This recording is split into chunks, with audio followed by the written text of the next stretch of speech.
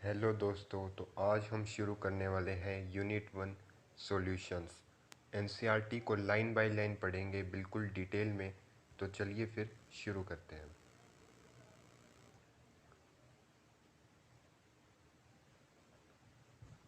Almost all processes in body occur in some kind of liquid solutions. यानी हमारी body के अंदर लगभग सारी जो प्रोसेस होती है, चाहे वो डाइजेशन हो, चाहे वो रेस्पिरेशन हो, वो सब प्रोसेस किसी न किसी तरह लिक्विड सॉल्यूशंस में होती है, लगभग सारी प्रोसेस। तो लिक्विड सॉल्यूशन क्या होता है ये हमें समझना पड़ेगा, और इसी पे ही पूरा चैप्टर है, तो हम इसको बिल्कुल डिटेल में समझेंगे। In normal life we rarely come across pure substance. आम जिंदगी में हम बहुत रेयर ही चांस होते हैं कि हमें प्योर सब्सटेंस मिले। हम आमतौर पे कहते हैं कि मेरे पास प्योर घी है, प्योर दूध है, तो वो सब नहीं होता। वो सब प्योर नहीं होता, वो कहीं ना कहीं मिक्सचर होता है। कोई भी चीज़ प्योर बहुत रेयरली ही मिलती है। आमतौर पे जो चीज़ हम प्योर कहते हैं, जैसे कि मिल्क वगैरह, वो असल में प्योर नहीं होता।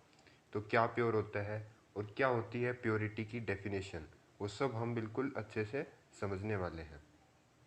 देखो इसमें आगे लिखा भी हुआ है, most of these are mixtures containing two or more pure substances. यानी जो भी हम चीज़ हमारे पास होती है वो ज़्यादातर मिक्सचर्स ही है। उसमें दो या दो से ज़्यादा प्योर सब्सटेंस से मिलके वो मिक्सचर बन जाता है, लेकिन वो प्योर नहीं होता। ठीक है। देयर यूटिलिटी और importance in life depends on their composition. उस चीज़ का कोई भी चीज़ है तो उस चीज़ के हमारे ज़िंदगी में क्या इंपॉर्टेंस है या फिर क्या यूज़ है, वो उसके कॉम्पोजिशन पे डिपेंड करता है।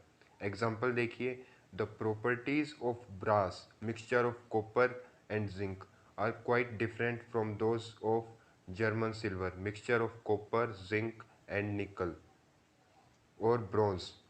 ठीक है, इसको एक बार नीचे करते हैं थोड़ा।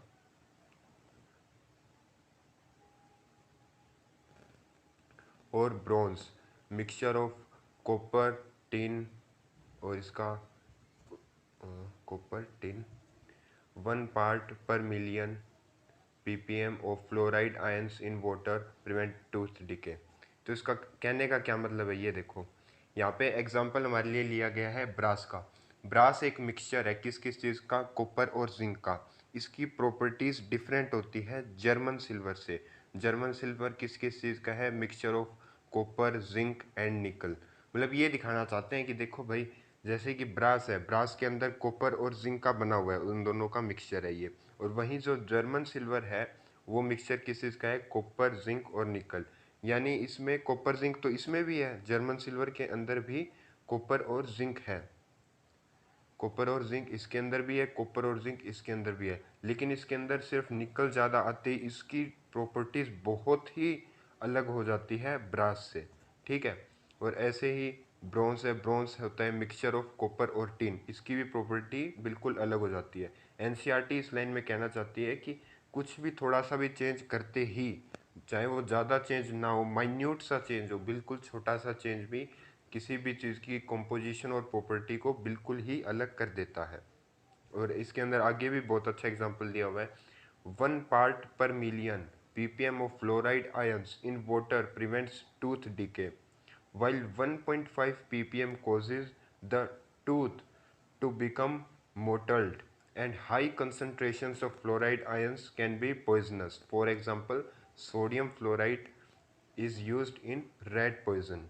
अब इसमें क्या कमाल की बात कही है, ppm 1 पार्ट पर मिलियन का मतलब आपको समझ आना चाहिए। 1 ppm का मतलब जैसे कि अगर मेरे पास 1 मिलियन वोटर, 1 मिलियन मान लो मेरे पास वोटर है।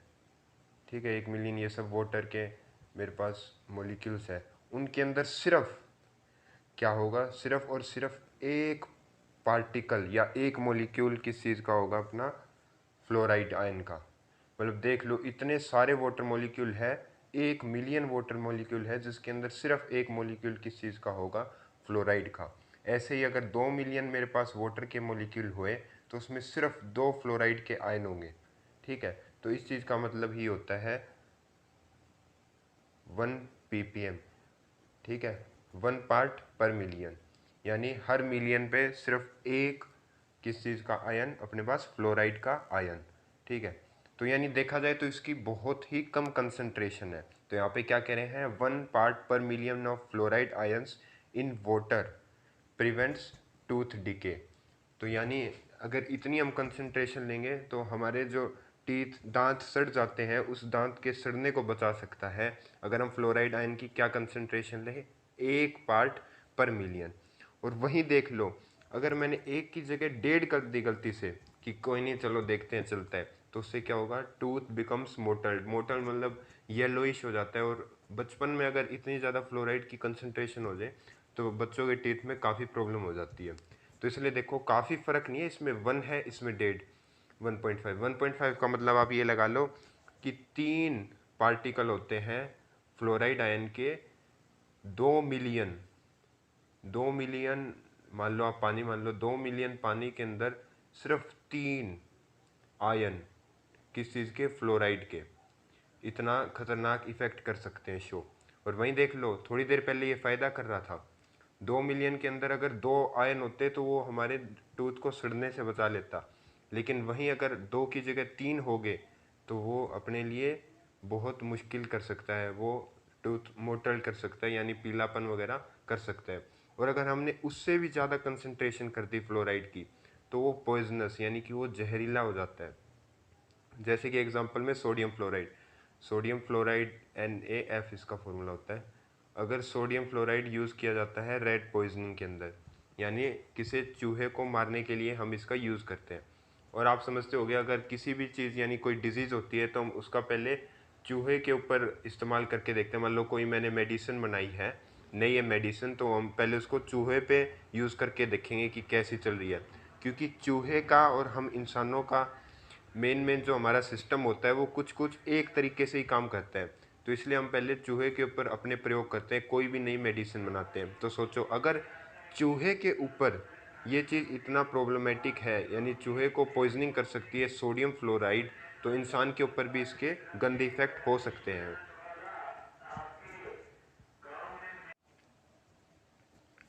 और देखिए, intravenous injection are always dissolved in water containing salts at particular ionic concentrations that match with blood plasma concentrations and so on। तो अब देखो, मैंने आपको बताया कि सोडियम फ्लोराइड यानी कि NaF वो हम यूज़ कर सकते हैं रेड पॉइजनिंग के लिए। तो हमें इतना पता लग गया कि फ्लोराइड हमारे लिए भी खतरनाक हो सकता है। और लेकिन हमें फ्लोराइड इंजेक्ट करना पड़ जाता है कई बार बॉडी में। तो हम वही क्यों करते हैं अगर ये इतना खतरनाक है? क्योंकि कई बार अलग अलग तरह की प्रॉब्लम होती है, जैसे कि हाइपोकैलिसीमिया। ठीक है, उसके अंदर क्या होता है कि हमारे ब्लड के अंदर कैल्शियम की कंसंट्रेशन कम हो जाती है। तो इसलिए हमें इंट्रावीनसली यानी हमारी वेंस के अंदर फ्लोराइड को डालना पड़ता है ताकि उसकी कंसंट्रेशन ठीक हो जाए। सॉरी गाइज, ये बीच में आवाज़ आ रही है बाहर से, तो इसके कारण मुझे रोकना पड़ रहा है। तो ठीक है, हम कहाँ पे थे? हाँ, तो हाइपोकैलिसीमिया कंडीशन होती है, उसके अंदर क्या हो जाता है हमारे ब्लड के अंदर, ठीक है, बोन के अंदर नहीं, ब्लड के अंदर क्या होता है, कैल्शियम आयंस की कंसंट्रेशन कम हो जाती है। तो उस केस में हमें फ्लोराइड देना पड़ता है बॉडी के अंदर इंट्रावीनसली, यानी हमारे वेंस के अंदर हमें इंजेक्ट करना पड़ता है फ्लोराइड को। अब हम सीधा इंजेक्ट नहीं कर सकते क्योंकि ये काफ़ी हार्मफुल है।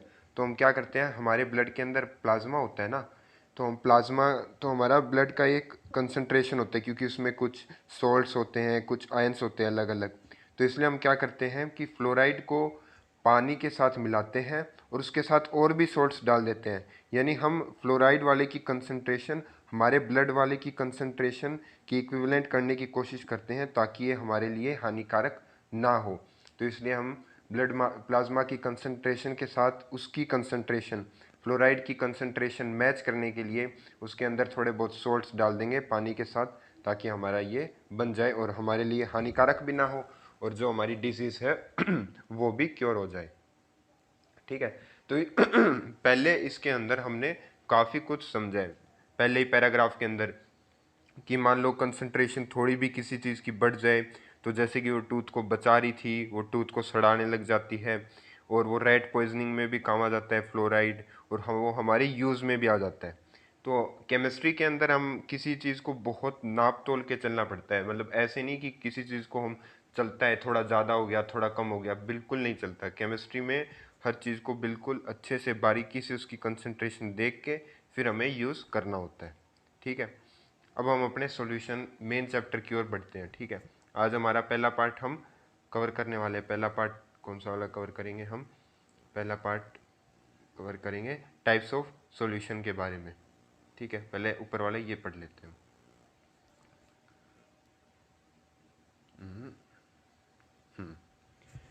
In this unit we will consider mostly liquid solutions and their formation। ऊपर भी बताया था हम लिक्विड सॉल्यूशंस की बात करेंगे कि पहले होता क्या है वो भी समझेंगे और फिर वो कैसे बनता है। ठीक है, this will be followed by studying the properties of solutions like vapour pressure and colligative properties. तो पहले हम समझेंगे कि लिक्विड सॉल्यूशन होता क्या है। ठीक है, उसके बाद हम उसकी फॉर्मेशन समझेंगे कि वो बनता कैसे है, और वो समझने के बाद हम पढ़ेंगे उसकी प्रॉपर्टीज़ कि क्या क्या किस चीज़ में काम आता है, क्या नुकसान हो सकता है और सब कुछ। और जैसे कि वेपर प्रेशर, कोलिगेटिव प्रॉपर्टी भी हम समझेंगे कि कोलिगेटिव प्रॉपर्टी का मतलब क्या होता है। ये सब हमारे चैप्टर में आगे आने वाला है। We will begin with the types of solution and then various alternatives in which concentration of a solute can be expressed in the liquid solution। ठीक है, तो हम अलग अलग टाइप के सॉल्यूशन के बारे में पढ़ेंगे। and then various alternatives in which concentration of a solute can be expressed in liquid solution। यानी अलग अलग तरीके से, जैसे हम किसी चीज़ को किसी में करते हैं, जैसे कि पानी को हम लीटर में भी गिन लेते हैं, पानी को किलो में भी कर लेते हैं हम। वैसे पानी की डेंसिटी 1 होती है तो 1 लीटर 1 किलो के बराबर होता है। तो अलग अलग चीज़ें होती है कि उनको किस किस तरह से नाप सकते हैं, ग्राम में, परसेंटेज, वेट बाय वेट, ये अलग अलग। वैसे तो 11th क्लास में आता है, पर मैं ये अज्यूम करके चल रहा हूँ आपने 11th ज़्यादा ध्यान से नहीं की, तो हम इसको बिल्कुल डिटेल में ही सब कुछ समझेंगे। ठीक है, तो इसी के साथ अपना पहला टॉपिक हम शुरू करने वाले हैं, टाइप्स ऑफ सॉल्यूशंस। ठीक है, तो चलिए फिर शुरू करते हैं।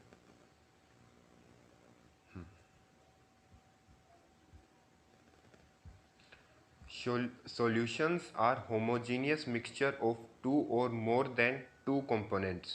ठीक है, सॉल्यूशन क्या होता है? होमोजीनियस मिक्सचर होता है। अब होमोजीनियस मिक्सचर से आप क्या समझते हैं? देखो, मिक्सचर दो टाइप के होते हैं। ठीक है, मिक्सचर हमारे पास दो टाइप के होते हैं, एक तो होता है होमोजीनियस मिक्सचर और एक होता है हेट्रोजीनियस मिक्सचर। HT लिख के दिखा देता हूँ, यानी कि हेट्रोजीनियस मिक्सचर। मैं इसको एक सिंपल एग्जांपल के साथ आपको समझाता हूँ, और आप ये एक्टिविटी खुद से भी परफॉर्म करके देख सकते हैं, इसमें आपको बिल्कुल अच्छे से समझ आ जाएगा। ठीक है, जैसे कि मेरे पास दो बीकर है। ठीक है, एक बीकर में मैंने क्या किया, दोनों में मैंने पानी डाल दिया। ठीक है, इसमें मैंने पानी डाल दिया, दोनों में सेम पानी डाल दिया। ठीक है, अब मैंने क्या किया, एक बीकर के अंदर मैंने मिला दी, मानो चीनी मिला दी मैंने। ठीक है, चीनी डाल दी,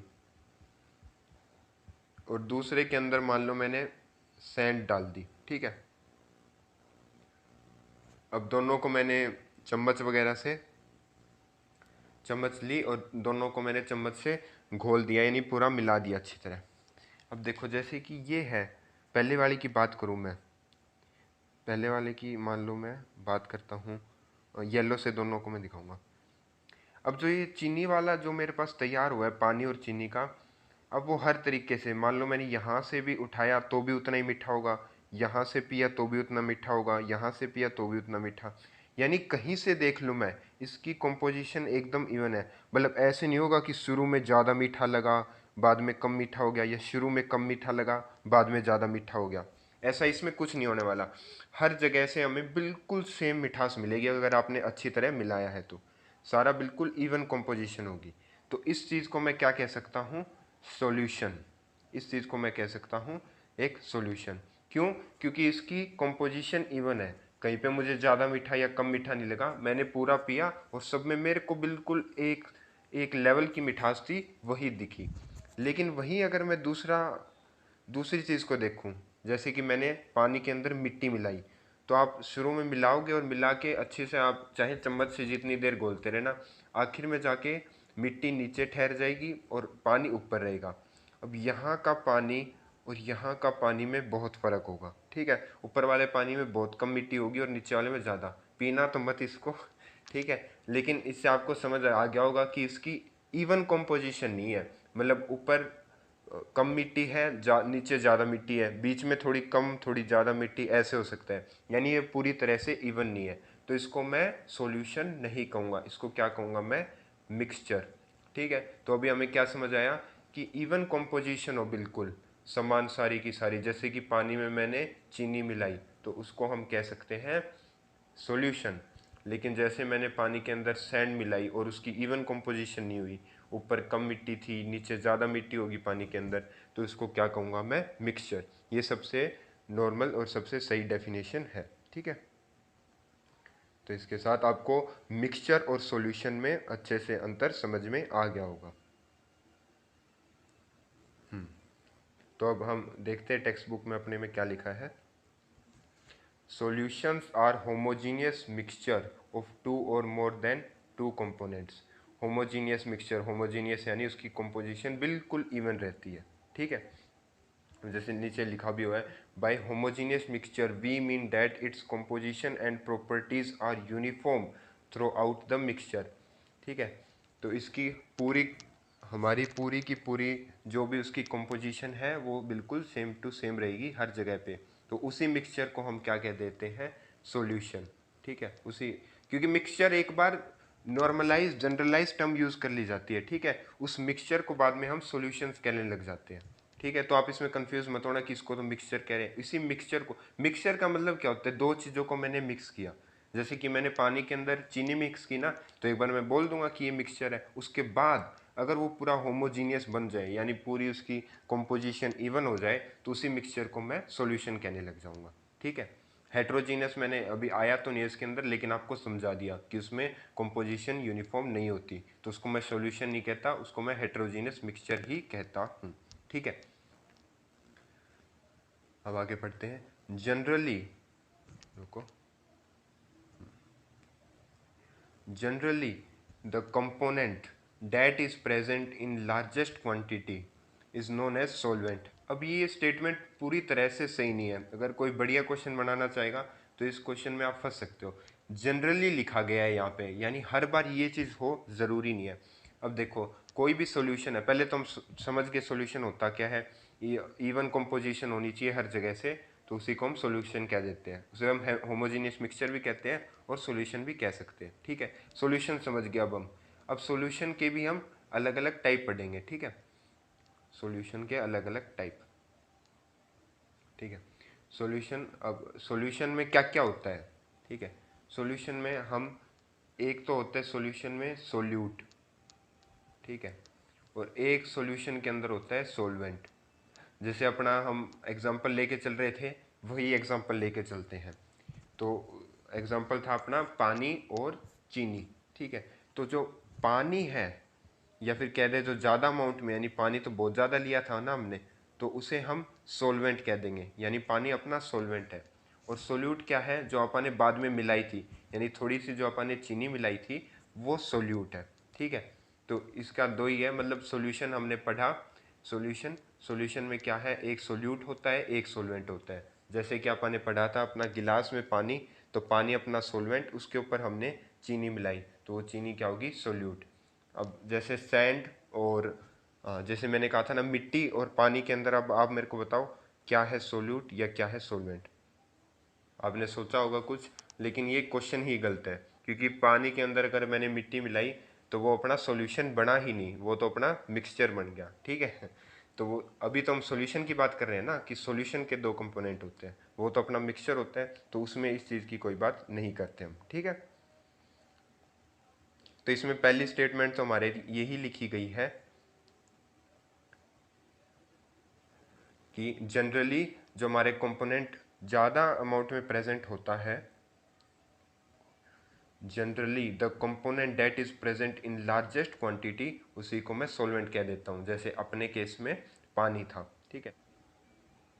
ठीक है, आगे solvent determines the physical state in which solution exist. ये बहुत इंपॉर्टेंट लाइन है और समझनी भी बहुत ज़रूरी होती है। ठीक है, इसका क्या मतलब होता है कि solvent determines the physical state in which solution exists. मान लो जैसे अपना वही देसी एग्जांपल अपना शुरू से चल ही रहा है, पानी के अंदर चीनी मिलाई, ठीक है। अब मैंने वो घोल के मतलब पूरा अच्छी तरह मिक्स करके वो तैयार कर दिया। अब मैं कैसे पता लगाऊं कि कौन सा सोल्यूट है कौन सा सोलवेंट है? तो उसका एक सिंपल सा मतलब होता है कि अभी देखो सब घुल के अपना मीठा पानी तैयार हो चुका है, ठीक है। अब मीठे पानी की कौन सी स्टेट है फिलहाल, जो अपना पानी तैयार हुआ है उस पानी की, पूरा मीठा पानी तैयार है, इसकी क्या स्टेट है? अभी वो लिक्विड में ही है।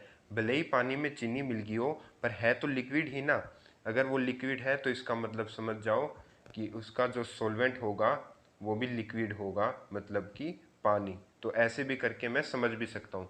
यानी जो फाइनली अपना सॉल्यूशन तैयार होता है, आप दो तीन चीज़ों को, जितनी भी चीज़ें आप मिलाते हैं, उसके बाद हम उस सॉल्यूशन की स्टेट देखते हैं कि वो सॉलिड है, लिक्विड है या गैस है। अपने केस में ये लिक्विड दिखा तो मैं समझ गया कि अगर सॉल्यूशन लिक्विड है तो जो इसका सॉल्वेंट होगा वो भी ज़रूर लिक्विड होगा। अगर वो अपा पानी के अंदर मान लो चीनी मिलाते और अगर वो सॉलिड बन जाता तो इसका मतलब क्या होता कि उसका सॉल्वेंट है वो भी सॉलिड ही है। तो इससे हम समझ जाते हैं कि सॉल्यूशन की हम स्टेट देख के भी ये पता लगा सकते हैं कि इसमें कौन है सॉल्वेंट, क्योंकि सॉल्वेंट की स्टेट और सॉल्यूशन की स्टेट एक ही होगी। अगर सॉल्वेंट लिक्विड है तो सॉल्यूशन भी लिक्विड ही होगा। ठीक है, आगे बढ़ते हैं। सॉल्वेंट, ये तो हमने पढ़ लिया। वन और more components present in the solution other than solvent are called solutes. अच्छा, अब इस चीज़ का हमेशा ध्यान रखना, मैंने बताया था ना सॉल्यूशन के दो चीज़ें होती है सॉल्यूशन के अंदर, एक तो सॉल्यूट होता है एक होता है सॉल्वेंट। लेकिन ये ज़रूरी नहीं कि एक ही सॉल्यूट हो। अब कोई कहे कि भाई मैं तो पानी में और भी बहुत कुछ मिलाऊंगा, तुमने चीनी मिलाई मैं तो इसमें नमक भी मिलाऊंगा, ठीक है, और नींबू भी डाल दूंगा और भी बहुत कुछ कर दूंगा। तो इसके अंदर ये चीज़ हमेशा ध्यान रखना, कैसा भी सॉल्यूशन बना लो सॉल्वेंट हमेशा एक रहेगा। चाहे आप उसमें 20 चीज़ें डाल लो, अगर 20 चीज़ें भी डालोगे तो सॉल्वेंट तो एक ही रहेगा अपने पास, ठीक है। सॉल्वेंट हमेशा एक ही रहेगा, सोल्यूट बहुत ज़्यादा हो जाएंगे, ठीक है। मान लो 20 चीज़ें डाली तो सॉल्वेंट तो एक ही रहेगा लेकिन सोल्यूट अपने पास 19 हो जाएंगे। तो सोल्यूट की क्वांटिटी ज़्यादा हो सकती है, सॉल्वेंट हमेशा हमेशा एक ही रहेगा, ठीक है। लेकिन आपको इतना कॉम्प्लेक्स में जाना नहीं है। इस अगली लाइन में भी लिखा हुआ है, in this unit we shall consider only binary solution. ठीक है, अब बाइनरी सॉल्यूशन क्या होता है देखो नीचे लिखा भी है इसके बारे में। बाइनरी सॉल्यूशन जो भी अपना पूरा पढ़ना है, that is consisting of two components, ठीक है, कंसिस्टिंग ऑफ टू कंपोनेंट। यानी कोई भी सॉल्यूशन जिसमें दो कंपोनेंट हो, जैसे कि अपन ने पानी के अंदर चीनी मिलाई थी तो दो कंपोनेंट हो गए, एक तो पानी हो गया और एक चीनी होगी, तो दो ही कंपोनेंट हुए ना, नमक वगैरह अपन ने नहीं मिलाया। तो दो कंपोनेंट में आपको मैंने हमेशा बताया है कि सॉल्वेंट एक ही होगा, चाहे 100 कंपोनेंट हो चाहे 1000 कंपोनेंट डाले हो। लेकिन हमारा अभी बेसिक लेवल चल रहा है तो इसलिए हम जो भी सॉल्यूशन पढ़ेंगे तो उसमें दो ही कंपोनेंट होंगे। अब दो कंपोनेंट आपको पता है, एक सॉल्वेंट होगा और एक सोल्यूट होगा। ऐसे अलग अलग होते हैं, जैसे ये तो बाइनरी, और ऐसे सॉल्यूशन को बाइनरी सॉल्यूशन कहते हैं जिसमें सिर्फ दो कंपोनेंट हो। और भी सॉल्यूशन होते हैं, टर्शरी सॉल्यूशन, क्वाटनरी सॉल्यूशन, लेकिन वो हमें नहीं पढ़ने, वो हायर क्लासेस में आएंगे, वो हम बाद में सीखेंगे। इस चैप्टर में हमें सिंपल ही रखना है तो हम बाइनरी सॉल्यूशन लेंगे। बाइनरी मतलब दो, ठीक है। तो उसके अंदर एक सॉल्वेंट होगा एक सोल्यूट होगा, बिल्कुल सिंपल। अब आगे देखते हैं हम। Here each component may be solid, liquid or in gaseous state and are summarized in table 1.1। यहाँ पे कोई भी कंपोनेंट कुछ भी हो सकता है, यानी सॉल्वेंट आप गैस भी लेंगे, लिक्विड भी लेंगे, सॉलिड भी लेंगे, सोल्यूट भी गैस भी लेंगे, लिक्विड भी लेंगे, सॉलिड भी लेंगे। तो मतलब हर एक के एग्जांपल अपने को इस टेबल में दे रखे हैं और इस टेबल से क्वेश्चन भी बन जाता है, ठीक है। इस टेबल के बाद अगला टॉपिक शुरू होगा तो वो हम अगले लेक्चर में करेंगे। तो इसके अब इसको टेबल को भी इग्नोर नहीं करना है, ठीक है। कई इसको इग्नोर कर जाते हैं और यहीं से क्वेश्चन बन जाता है और फिर वो लटक जाते हैं, ठीक है। तो इसके अंदर हम जैसे अब हम समझते हैं इनको अलग अलग को अच्छी तरह पढ़ने का। पहले हम गैसियस सॉल्यूशन की बात करते हैं, ठीक है। अब देखो मैंने कुछ भी नहीं पढ़ा आगे, मैंने कुछ भी इनको नहीं देखा। गैसियस सॉल्यूशन जैसे ही मैंने पढ़ा मेरे दिमाग में एक चीज़ क्लिक कर जानी चाहिए कि गैसियस सॉल्यूशन के अंदर जो सॉल्वेंट होगा वो कौन होगा, वो गैस ही मिलेगी, ठीक है। ये हमने ऊपर अच्छे से पढ़ा था। तो इसके अंदर भी गैसियस सॉल्यूशन में देख लो सॉल्वेंट है वो तीनों में गैस ही है, ठीक है। तो देखो पहले वाले में अब देखो गैस तो अपने में सभी में रहेगी।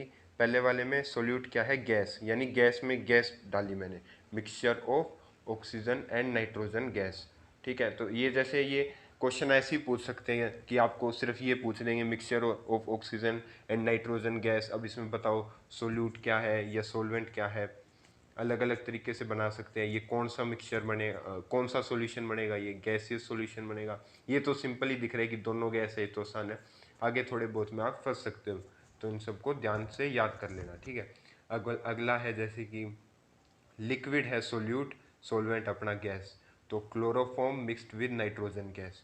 तो इसमें फाइनल स्टेट क्या होगी इसकी सॉल्यूशन बनने के बाद, अरे पता ही है भाई, अगर गैसियस सॉल्यूशन की बात कर रहे हैं तो गैस ही होगी। या वैसे भी देख लो इसके अंदर सॉल्वेंट अगर गैस है तो सॉल्यूशन भी गैसियस स्टेट में ही होगा, जैसे ही देखना है वैसे ही आप देख सकते हो। अच्छा क्लोरोफॉर्म का अगर फॉर्मूला अगर आप याद करना चाहो तो कर सकते हो, CHCl3 इसका फॉर्मूला होता है क्लोरोफॉर्म का, ठीक है। नाइट्रोजन तो पता होगा आपको N2, क्लोरोफॉर्म का होता है CHCl3।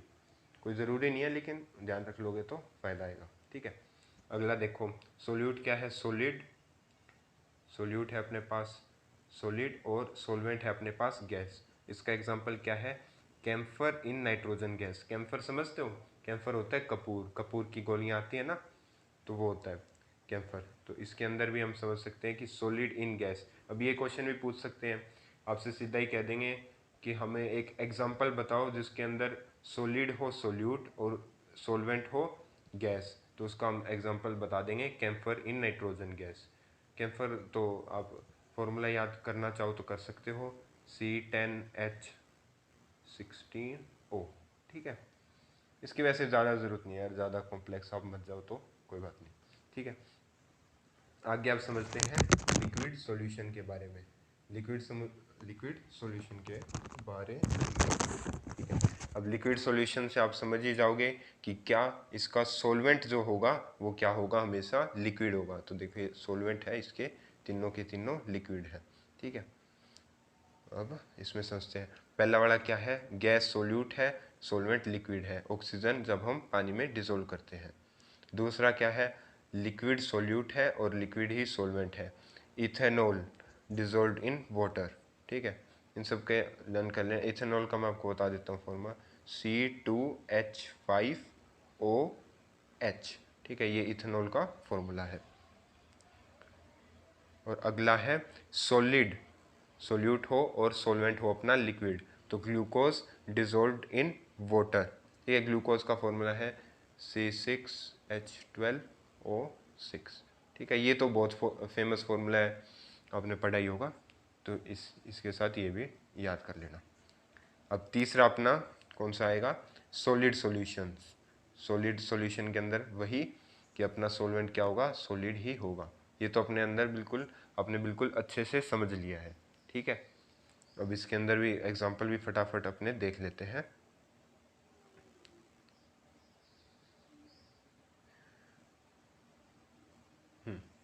तो इसके अंदर पहले वाले में गैस सोल्यूट होगा और सॉल्वेंट अपना सॉलिड होगा। तो solution of hydrogen in palladium, palladium पता है ऐसी एलिमेंट है जैसे अपना हाइड्रोजन होता है ऑक्सीजन होता है, वैसे ही आगे एक एलिमेंट अपना, ठीक है। अगर लिक्विड सोल्यूट हो और अपना सॉलिड सॉल्वेंट हो तो वो होगा amalgam of mercury with sodium. अच्छा मर्क्यूरी कहीं सॉलिड नहीं होता है, ठीक है, रूम टेम्परेचर पे मर्क्यूरी अपना लिक्विड होता है, ठीक है। पहले भी इस पे छोटे मोटे क्वेश्चन बन जाते थे, 9th-10th का क्वेश्चन है वैसे ये, कि लिक्विड मर्क्यूरी रूम टेम्परेचर यानी नॉर्मल टेम्परेचर पे अपना लिक्विड फॉर्म में एग्जिस्ट करता है, ठीक है। और अगला एग्जांपल अपना सॉलिड सोल्यूट हो और सॉलिड ही सॉल्वेंट हो, तो कॉपर डिसॉल्व्ड इन गोल्ड, तो ये अपने सभी एग्जाम्पल इसी की तरह सारे के सारे कंप्लीट होते हैं। इनको एक बार याद कर लोगे तो ज़्यादा अच्छा रहेगा। और अगला टॉपिक हम स्टार्ट करेंगे अगली वीडियो में। Okay bye.